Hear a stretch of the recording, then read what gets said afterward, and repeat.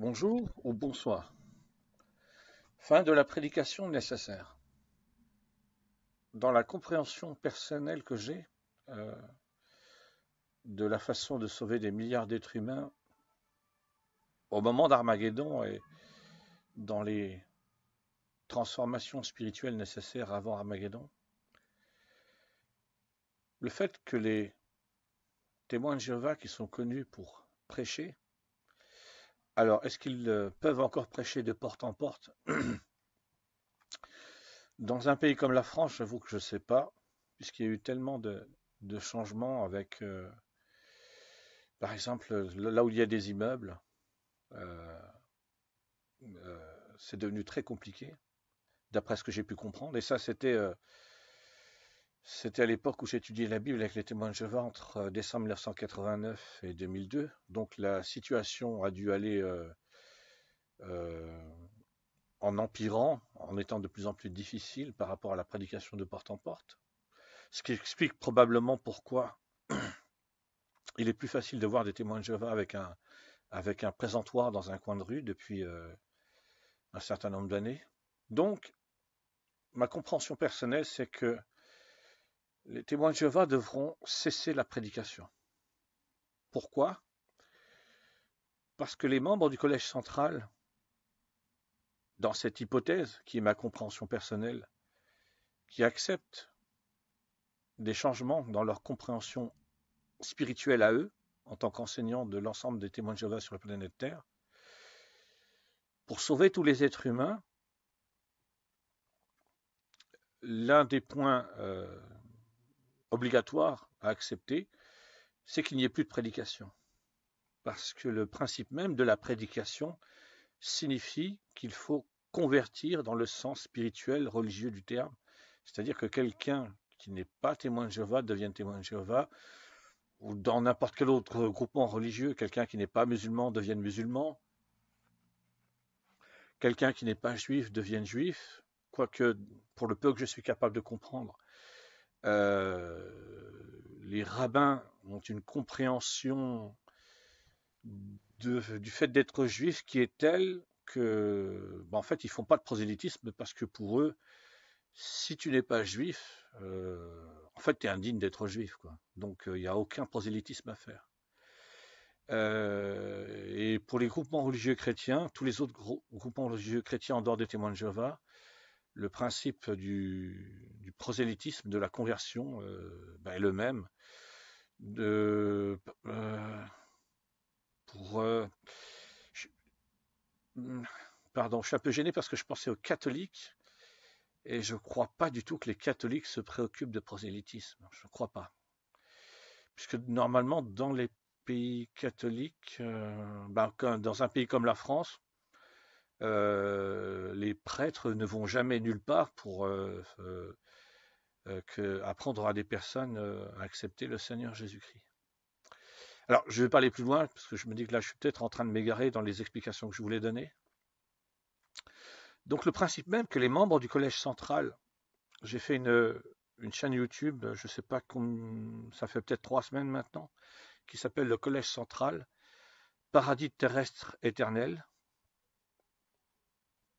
Et j'explique que les membres du Collège central des témoins de Jéhovah devront à un moment donné adapter leurs enseignements spirituels pour accepter le principe que tous les êtres humains devront être sauvés à Armageddon. C'est ma compréhension personnelle qui n'engage que moi.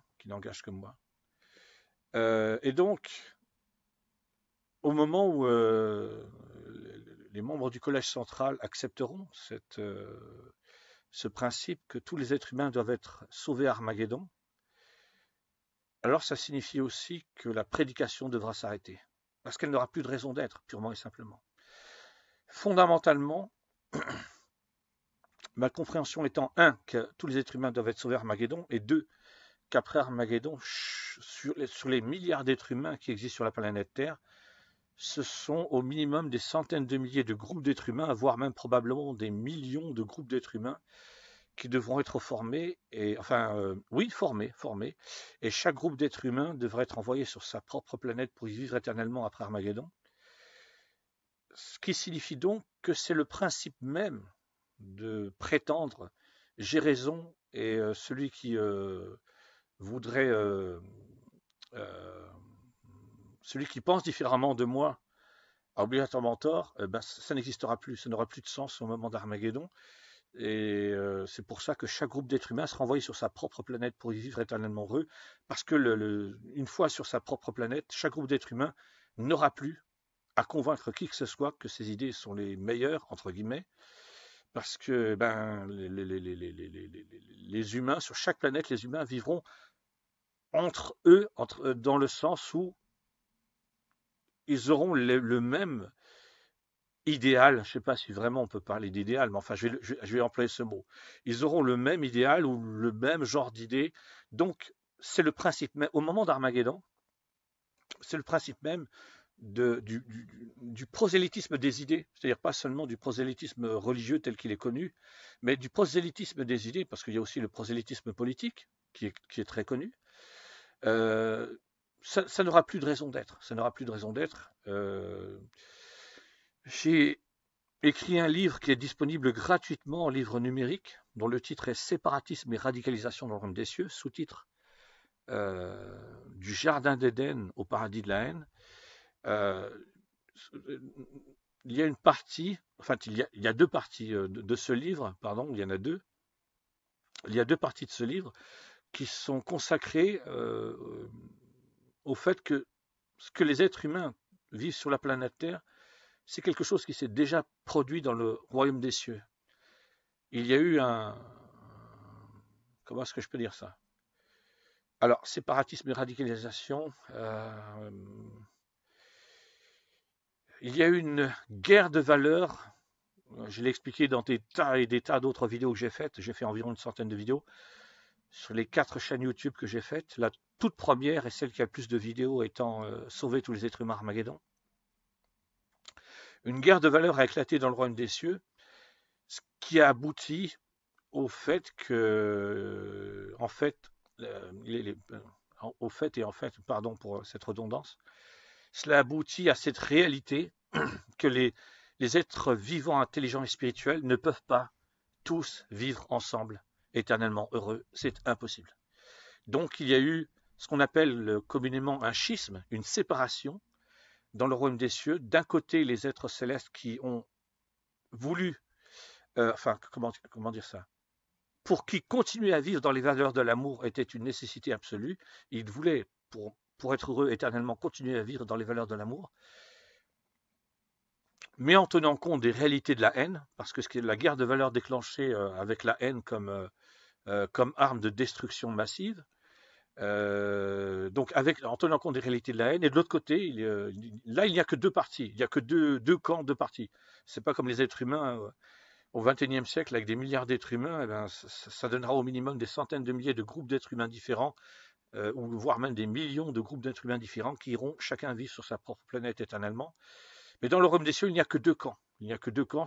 Le camp qui va rester éternellement heureux dans les valeurs de l'amour en tenant compte des réalités de la haine, puisque les réalités de la haine se sont imposées avec la guerre de valeurs qui a été déclenchée dans le royaume des cieux. Et de l'autre côté, les êtres célestes qui, au moment de leur création, ont spécifiquement été créés pour vivre dans les valeurs de l'amour et après probablement des milliards d'années d'existence, ont fini par décider que tout ça, ça ne les intéressait plus et de jeter à la poubelle les valeurs de l'amour et de passer à autre chose. En l'occurrence, l'autre chose, ce sont les valeurs de la haine. Alors, les valeurs de la haine, mensonge, manipulation, désinformation, lâcheté, traîtrise, hypocrisie, viol, meurtre, massacre, extermination. Bon, j'ai pas de, comment ça s'appelle? J'ai pas de démonstration à faire, bien que fondamentalement les démonstrations, ça m'intéresse pas, puisque les démonstrations, ça fait partie des valeurs de la haine. Je vais démontrer ou prouver que j'ai raison, ça n'a aucun intérêt. Exprimer son avis, ça a un intérêt, mais démontrer que j'ai raison ou prouver que j'ai raison, quel que soit l'être humain qui s'exprime, ça n'a aucun intérêt. Alors que pourtant, il y a des moments où, puisque j'ai été, comme tous les êtres humains vivant sur la planète Terre, j'ai été génétiquement programmé pour vivre dans les valeurs de la haine et qu'en plus je vis dans le paradis de la haine, bien évidemment, il y a des moments où j'ai une sacrée envie de démontrer que j'ai raison et de prouver que j'ai raison. Mais j'ai conscience que c'est bidon. J'ai conscience que c'est complètement bidon. Alors, je termine. Donc, fondamentalement, viendra un moment dans la compréhension qui est strictement personnelle et qui n'engage que moi, que j'ai, que les membres du Collège central des témoins de Jéhovah devront mettre fin à la prédication, parce qu'à partir d'Armageddon et après Armageddon, il ne sera plus question de qu'il y existe un peuple élu ou qu'il y existe un seul groupe qui a raison et un autre qui a tort, mais chacun devra vivre sur sa propre planète. Une toute dernière pensée, j'avais envie d'arrêter tout de suite, mais quand même une toute dernière pensée. Pourquoi ce principe j'ai raison, moi j'ai raison, mon groupe a raison, ma tribu a raison, mon clan a raison, ma religion a raison, mon pays a raison, et ainsi de suite, et ainsi de suite. Parce que les êtres célestes qui ont déclenché la guerre de valeur dans le royaume des cieux, ça s'est produit au moment où Ève et Adam ont été chassés du jardin d'Éden. Pour les êtres humains, ça correspond à ce moment-là, le moment où Ève et Adam ont été chassés du jardin d'Éden pour former le paradis de la haine. Les êtres célestes vivant dans l'homme des cieux qui ont déclenché la guerre de valeur ont utilisé les valeurs de la haine, et justement dans les valeurs de la haine, il y a cette obsession de dire j'ai raison, mon groupe a raison, ma tribu a raison, mon clan a raison, mon pays a raison, ma religion a raison, et ainsi de suite, et ainsi de suite, et ainsi de suite. C'est pour ça que Armageddon, tel qu'il est compris par les enseignants spirituels sur la planète, c'est la, comment est-ce que je pourrais dire ça? C'est l'aboutissement ultime de ce principe de j'ai raison, ma tribu a raison, mon clan a raison, mon pays a raison, ma nation a raison, ma religion a raison. Donc, ma compréhension strictement personnelle, c'est que c'est exactement le contraire. Armageddon, c'est le moment où il faut abandonner tout cela définitivement, d'une manière irréversible et pour toute l'éternité, comme chaque groupe d'êtres humains vivra sur sa propre planète, de la même façon que dans le royaume des cieux, les êtres célestes qui vivent selon les valeurs de l'amour resteront dans le royaume des cieux, les autres iront vivre ailleurs. Et en ce qui le concerne ailleurs, ce sera précisément sur la planète Terre pendant toute l'éternité, mais sans les êtres humains, sans les êtres humains. Et sans les animaux qui seront eux envoyés ailleurs comme les êtres humains pour ne pas être torturés et souffrir à cause des êtres célestes qui vivent sur les valeurs de la haine. Donc je m'arrête là-dessus. Au moment d'Armageddon et avant Armageddon, fin de la prédication pour les témoins de Jéhovah, tout simplement parce que ce sera plus le moment de dire mon groupe, moi, mon groupe, ma tribu, mon clan, mon pays, ma religion a raison. Merci, au revoir.